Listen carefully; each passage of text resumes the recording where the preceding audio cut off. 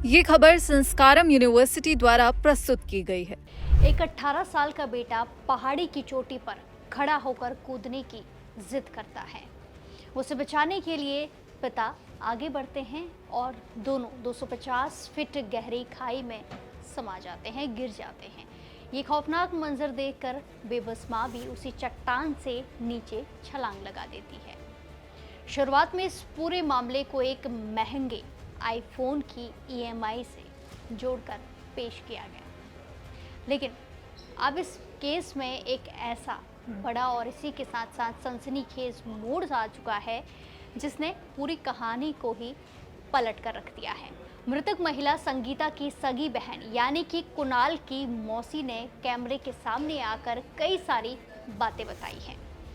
उन्होंने social media पर चल रही तमाम थ्योरी की धज्जियां उड़ा दी हैं। मृतका संगीता की बहन पल्लवी पाटिल जब अपनी बहन, जीजा और भांजे की अस्थियां लेकर घर लौट रही थी, तब उन्होंने रोते हुए एक वीडियो जारी किया। पल्लवी ने साफ शब्दों में कहा कि सोशल मीडिया पर जो आईफोन की ईएमआई वाली कहानी फैलाई जा रही है, बातें की जा रही हैं, वो पूरी तरह से बेबुनियाद और इसी के साथ झूठी अफवाहें हैं।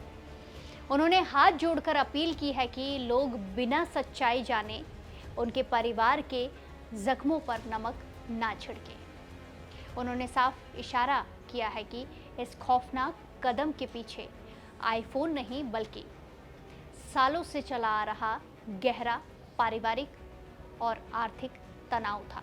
संगीता चंदगुड़े, कुणाल और इसी के साथ मुरलीधर चंदगुड़े कोई और नहीं बल्कि मेरी बड़ी बहन, मेरी बहन का बेटा और मेरे जीजा थे। आज उन तीनों को खोने के बाद हम किस मानसिक स्थिति में हैं, ये सिर्फ हम ही जानते हैं। जो बातें कह रहे हैं उससे हमें बहुत गहरी पीड़ा हो रही है। सोशल मीडिया पर इस घटना को लेकर झूठी कहानियां फैलाई जा रही हैं। आप इन वीडियो के जरिए अपनी राय तो रख रहे हैं, लेकिन आप कुछ नहीं जानते हैं। आप हमें नहीं जानते और ना ही इसके पीछे की सच्चाई से वाकिफ हैं। फिर भी आप झूठी कहानियां फैलाना जारी रखे हुए हैं। क्या आपको एहसास है कि ये वीडियो मेरे माता पिता को कितना ज़्यादा दर्द दे रहा है?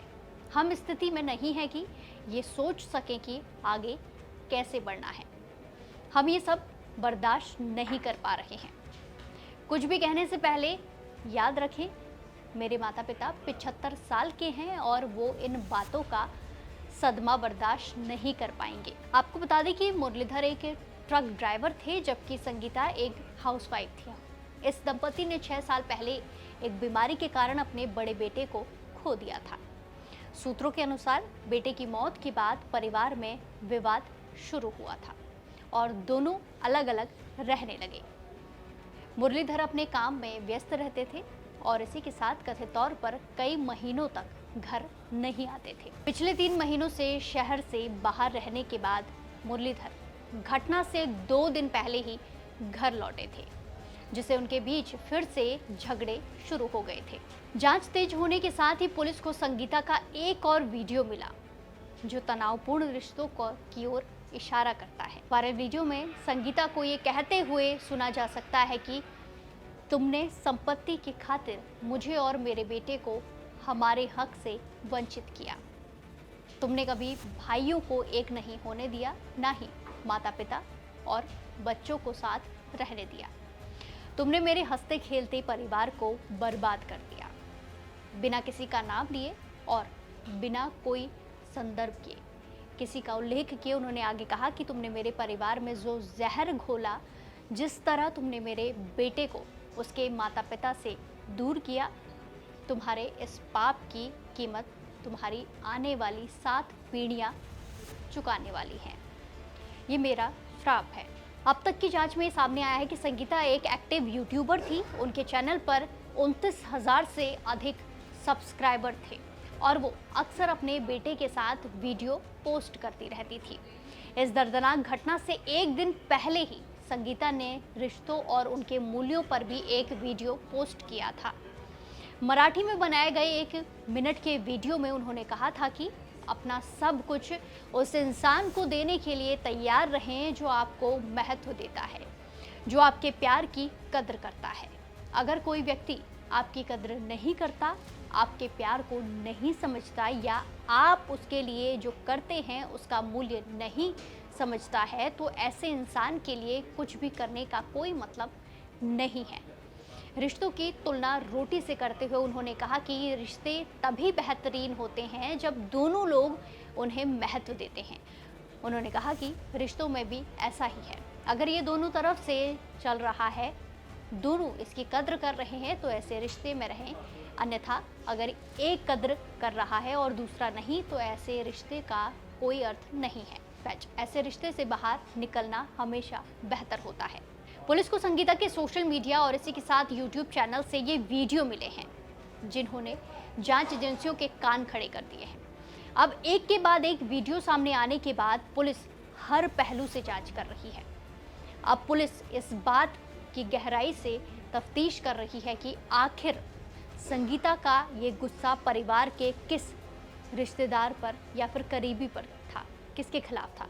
संभाजी नगर पुलिस अब संगीता के यूट्यूब वीडियोस, कॉल रिकॉर्डिंग और रिश्तेदारों के बयानों के आधार पर इस पूरे मामले की कड़ियां जोड़ने में लगी हुई है। वहीं पुलिस सूत्रों के अनुसार कुणाल 1 साल पहले भी आत्महत्या करने के इरादे से इसी पहाड़ी पर गया हुआ था। उस समय पुलिस ने उसे समझा बुझाकर अपना ये कदम रोकने के लिए राजी कर लिया था और उसे सुरक्षित नीचे ले आई थी। लेकिन सवाल उठता है कि एक 18 साल का लड़का बार बार मौत के मुहाने पर क्यों जा रहा था। जांच जैसे जैसे आगे बढ़ रही है, घर के अंदर के सच की परतें खुलने लगी हैं। ये दर्दनाक घटना सिर्फ एक पुलिस केस नहीं है, बल्कि हमारे समाज और बिखरते पारिवारिक ताने बाने पर एक बहुत बड़ा सवाल है। अक्सर जब ऐसी कोई बड़ी अनहोनी होती है तो सोशल मीडिया पर बिना किसी जांच के एक पहलू, जैसे कि ये आईफोन वाला पहलू, पूरी वजह बनाकर पेश कर दिया गया। लोग ये भूल जाते हैं कि एक इंसान या पूरा परिवार अचानक एक दिन में इतना बड़ा और आत्मघाती कदम नहीं उठाता है। इस केस ने कई गंभीर सवाल खड़े कर दिए हैं। क्या सालों से चल रहे संपत्ति विवाद, प्रॉपर्टी विवाद और घरेलू कलह ने इस परिवार को मानसिक रूप से इस कदर तोड़ दिया था कि उनके सामने मौत के अलावा कोई दूसरा रास्ता नहीं बचा था? क्या डिप्रेशन और इसी के साथ लगातार अकेलेपन से जूझ रहे इस परिवार को वक्त रहते किसी अपने का सहारा नहीं मिल सका? और सबसे बड़ा सवाल ये है कि सोशल मीडिया पर बिना जांचे सोचे समझे उड़ाई जाने वाली अफवाहें उस परिवार के बचे हुए बुजुर्गों पर या फिर और लोगों पर क्या असर डालती है, ये भी सवाल है। फिलहाल के लिए इतना ही। बाकी देश और दुनिया की तमाम अपडेट के लिए जुड़े रहिए दैनिक जागरण के साथ। नमस्कार।